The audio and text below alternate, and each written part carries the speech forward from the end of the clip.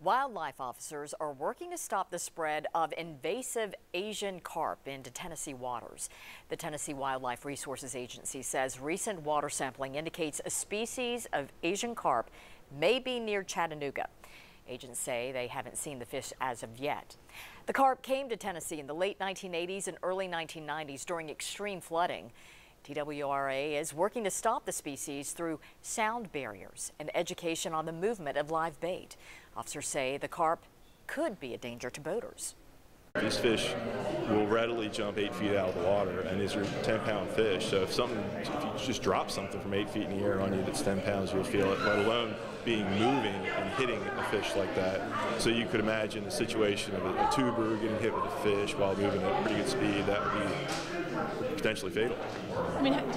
It is illegal to move live Asian carp in Tennessee. TWRA is also investing $500,000 in the commercial harvest of Asian carp in Berkeley and Kentucky lakes in West Tennessee.